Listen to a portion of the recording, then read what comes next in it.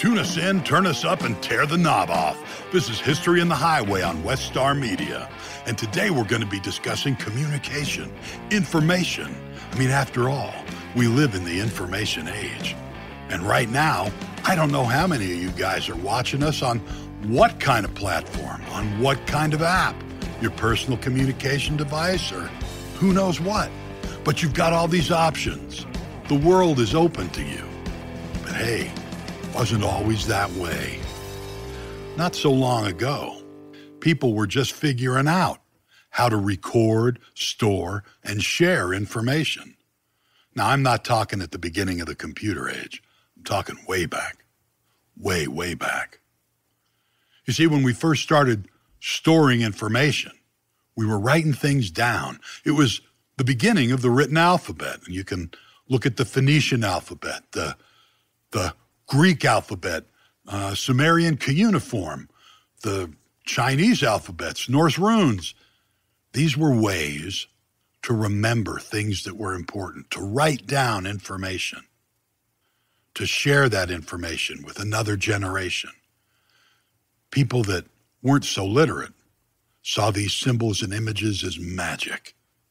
And really they are, when you can communicate like that. Now, what did we write on? Well, honestly, we started scratching things in stone. Then it became stone tablets, metal tablets, clay. In some parts of the world, they started writing on papyrus, reeds that had been hammered out and formed into paper. And in Europe, we started writing on vellum. Vellum is a membranous kind of paper made out of animal hides. And that's how we began this storage of information. Now, what about sending that information somewhere? I mean, honestly, you can lug around those stone tablets or those metal plates. The vellum and the parchment might have been easier to carry, but how are you going to get it from A to B? Well, you'd probably have to write 3 or 4 copies and send it with 3 or 4 different carriers and hope that on its way to wherever it got there. Things weren't exactly guaranteed. And your long-distance carrier? Hey, guys, do you hear those drums beating in the distance? Yeah, that's it. We were beating on hollow logs or tightened animal skins to send that sound across miles. Or you could always go with the bonfire or smoke signals. Or there was always yodeling. In the South, we refer to it as calling. You stand on one hilltop and shout to your buddy on the next hilltop. Not exactly the best way to communicate information. In fact, finally, somebody came up with flags and what we call flag semaphore. You know, it's the wigwag symbol. You got this and this and this. And actually, in most nations' navies, they still have the ability to send signals by flag semaphore. But it wasn't long before things really changed. I mean, look at where we are today. You've got the world at your fingertips. Almost instantaneously, you can be communicating with someone who's halfway around the world. But where did this great leap to technical ecstasy begin? Well, we're going to find out. Just hang on. We're all bound to face unexpected hurdles at work. Hey, don't let finding the right software be one of them. As America's Digital Pro, I get asked all the time, what's the best software for someone's business? And as a business owner, I understand how important it is to have the right software that fits your business needs. That's also easy to use and understand. With 2019 fast approaching, you don't have time for these unexpected hurdles to derail you. Find the best software for your business with Capterra's new ebook, The Big Book of Free Software. You can download right now at capterra.com/Kim for free. Whether you're looking for a new project management tool, recruiting software, or an email marketing solution, Capterra's Big Book of Free Software has something for you. Visit capterra.com/Kim today and get your free copy of the Big Book of Free Software. That's capterra.com/Kim. capterra.com/Kim. From almost the beginning of time, there'd been a literate few that had held all the knowledge for themselves. They were a literate elite. All of the printing, all of the knowledge was held only by this ruling class. And over time, there'd been scribes and people that wrote the letters or wrote the books.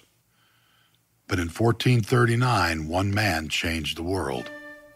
His name was Johannes Gutenberg. And in the small city of Mainz in Alsace-Lorraine, Gutenberg invented the first workable printing press. Now, the difference between Gutenberg's press and all the other ones had to do with the movable type. See, Gutenberg was a goldsmith. He worked with metals. He was able to create small things in metal. And he made the movable type and the big sheets that would hold them so that all these letters could be slid in and out rapidly. Gutenberg's press broke the hold of the literate elite. Knowledge would be available to every man, every woman. The first thing Gutenberg printed was the Bible. Gutenberg's Bible was translated from the Hebrew, from the Greek, from the Latin, but it was printed in German, the common language of the people of the Holy Roman Empire. That's where Gutenberg was from. Suddenly, the entire nation, the entire world, was privy to the secrets of spirituality that had been held from them for literally a millennium. People understood. People could think for themselves. They could see for themselves. Gutenberg's printing press revolutionized knowledge, communication, the exchange of information. But Gutenberg's printing press is the direct cause of the Reformation and the Renaissance. A realignment of spiritual thought and the rebirth of the importance of the human being. Now that's changing the world. Now first, we've got to kind of give a nod to the old world, the old technology. It's one of the most romantic periods in American history, and it is a little bit of an homage to the biker culture, like I'm not a soft touch for that. Anyway, it's the story of the Pony Express. Now, its official name is the Russell, Majors, and Waddell Company. It was known by several names officially, but far and wide it was called the Pony Express. You see, these guys, they saw a need. If you were to send a letter from anywhere in the eastern United States to California, if you sent it by ship, depending on wind and weather, it could take over 2 months. If you sent it by stage, you might cut that time in half, maybe 4 weeks. But they reasoned if you send it by pony, a single rider, a single horse, and a packet of mail, maybe we could make the best time. They guaranteed delivery from St. Joe, Missouri to Sacramento, California in 10 days. You know, they spent all of 1859 figuring out what they needed, who they needed, how to do it. They put an advertisement in the newspapers. It said, wanted, young, skinny, wiry fellers. Must be expert rider, willing to risk death daily. Orphans preferred. Now, if that wasn't intimidating, I don't know what was. But if you were a man of spit and grit, you were willing to take the chance. When they opened their doors on April the 3rd, 1860, they had 120 courageous riders, 400 horses, 186 Pony Express stations stretching from St. Joe to Sacramento, and over 400 employees who had nothing to do with riding. In their 18 months of operation, the Pony Express only failed to deliver 1 packet of mail. I got to tell you, I think that's better than the post office today. When they opened their doors, originally it was $5 a pop to send a letter. It worked its way down to $2.50, and when they closed their doors, it was only $1 a shot. That's how technology caught up. But these men were making money. They wanted the government contract to deliver mail to California.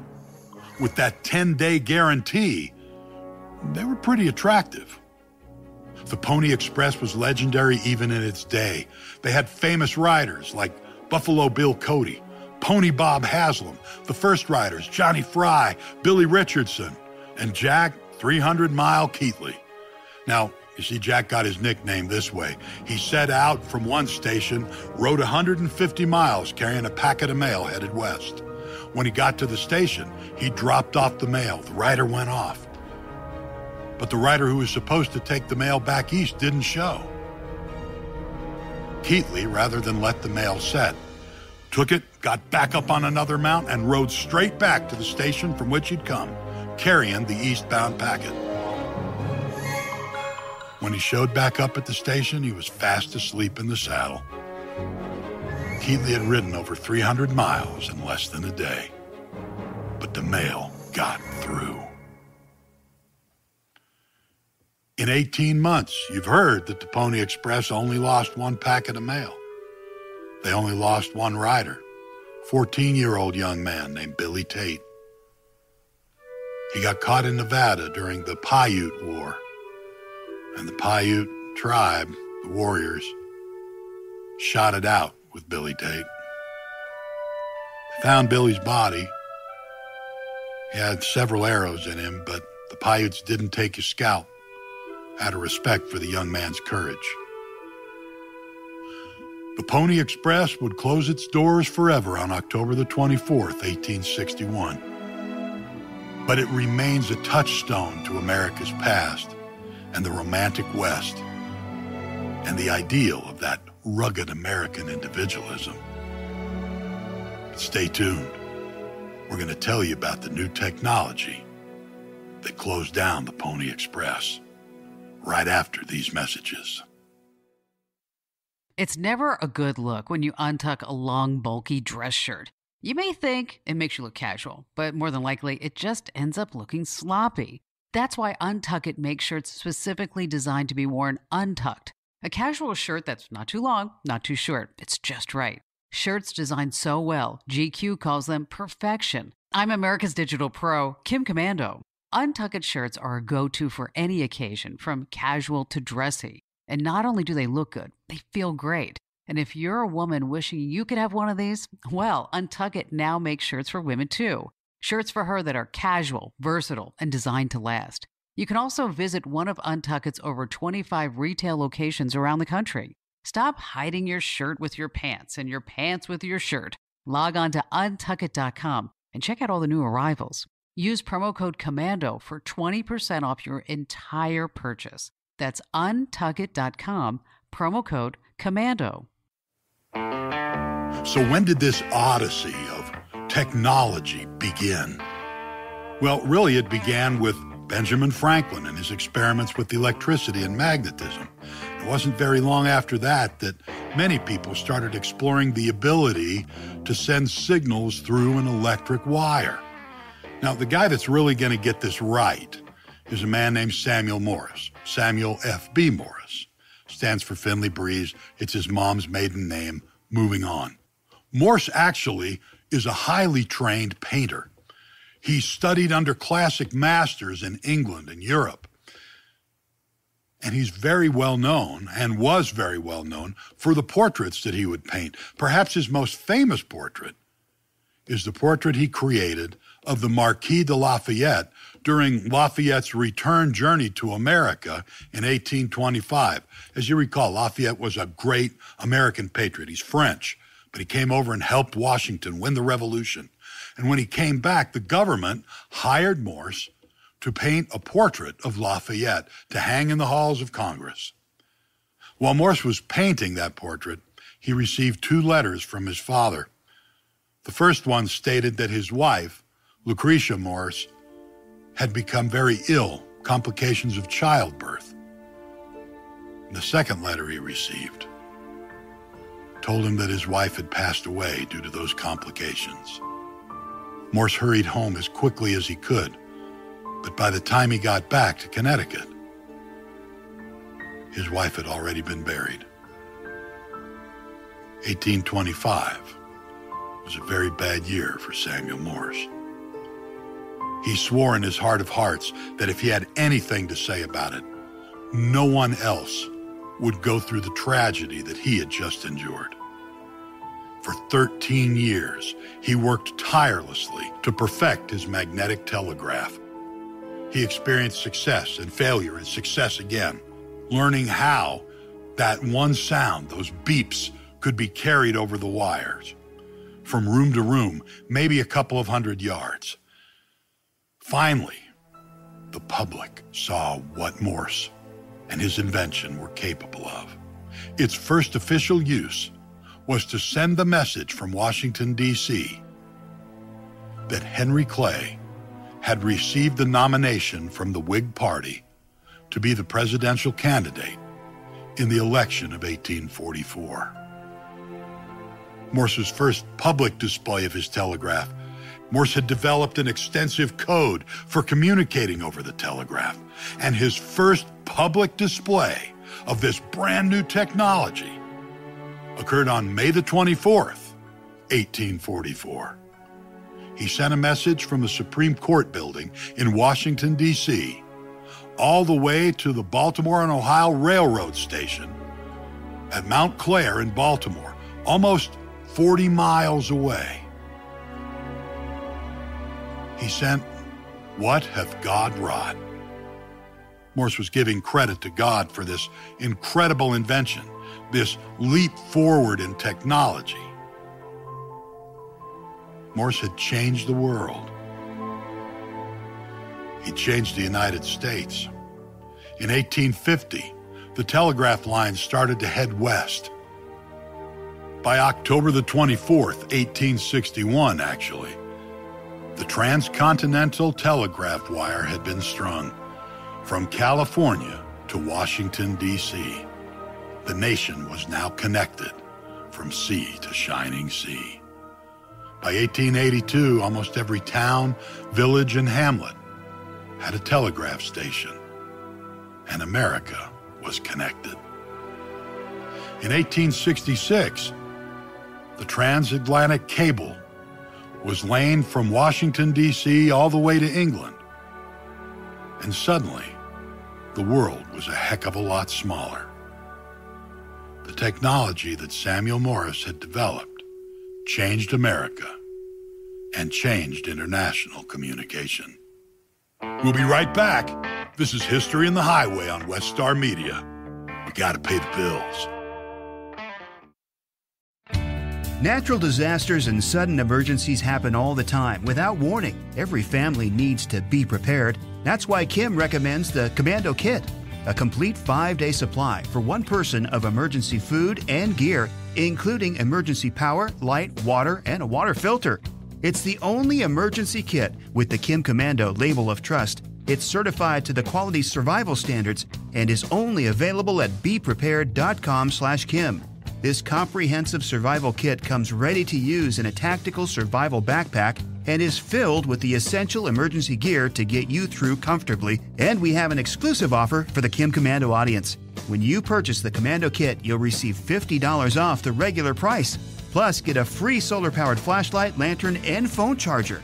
So don't wait. Protect yourself and your loved ones now. Order today at beprepared.com/Kim. That's beprepared.com/Kim. Communication and the exchange of information are going to take a quantum leap forward with the development and invention of the telephone. Now, the man that's going to invent the telephone is named Alexander Graham Bell. Now, he and his family are from Scotland. He was born in Edinburgh. The family moved to England and then again to Canada. By the 1860s, Alexander Bell had moved to Boston. His mother was deaf. His wife was also hearing impaired, and Bell had a lifelong interest in improving the quality of life for the people that were hearing impaired. He taught at several deaf schools in Massachusetts, but he never let go of this idea that he had, that the human voice could be carried along the same wires that carried telegraphic messaging. Bell would tinker and toil over this invention. He actually found a way to send several telegraphic messages over the same wire at the same time. But by 1876, Bell had developed a working telephone. He received the patent on March the 1st, 1876. Now look, let's put this in perspective. Ulysses Grant is the President of the United States. The Civil War had ended just barely 10 years before.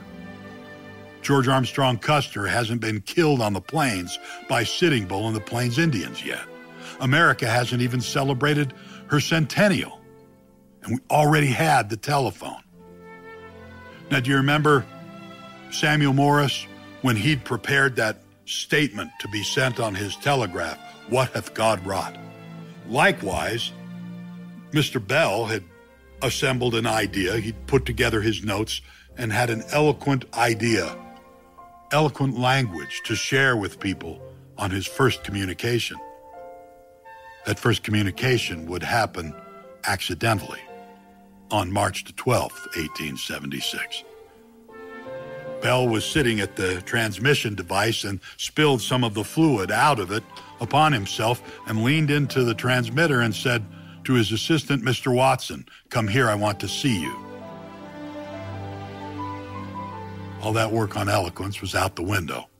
That was the first transmission, but it changed the world. The human voice can be carried over the exact same lines as the telegraph. It opened up incredible new vistas in communication and information. Bell was a prolific inventor. He invented the phonograph. He invented the metal detector. He's the founder of the National Geographic Society, and he's the principal partner of the early AT&T.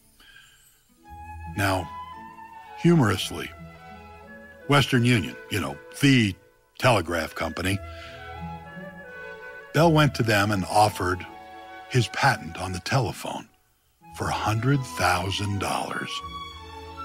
Now, the executives of Western Union thought about it, but to them, it seemed the telephone was a passing fad. So they were disinclined to take Bell up on the offer. 2 years later, Western Union came back to Bell and offered him $25 million for the patent. But by that time, AT&T was up and operational, and $25 million wouldn't even buy you a seat at Bell's table. When Bell passed away, in his honor, every phone in North America was silenced. In just a little over 100 years, the world has become wrapped in an electronic blanket.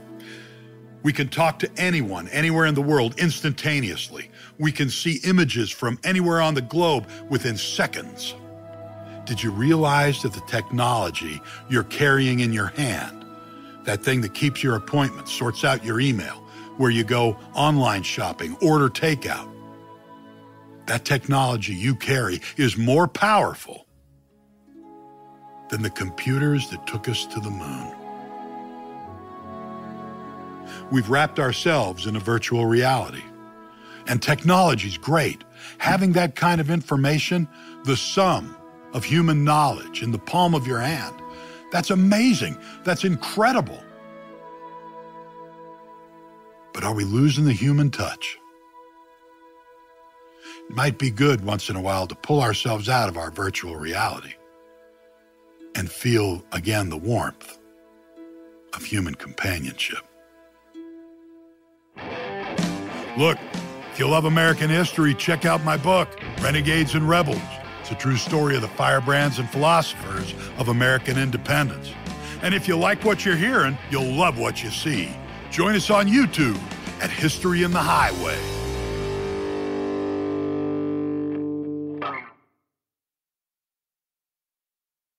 Here's some great news. If you missed the deadline to sign up for a healthcare plan, or more importantly, if you signed up for a plan that you're just not happy with, you still have a choice. It's called MediShare. MediShare is a Christian healthcare sharing program. It's been around for 25 years. They have hundreds of thousands of members all across the country. And get this, over the years, Medi-Share members have shared more than $2.5 billion of each other's medical bills. Best of all, you could save a lot of money with Medi-Share. The typical savings for a family is about $500 a month.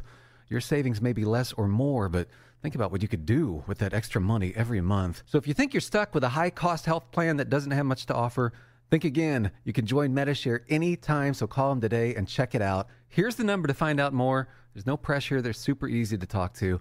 855-25-SHARE. That's 855-25-SHARE. 855-25-SHARE.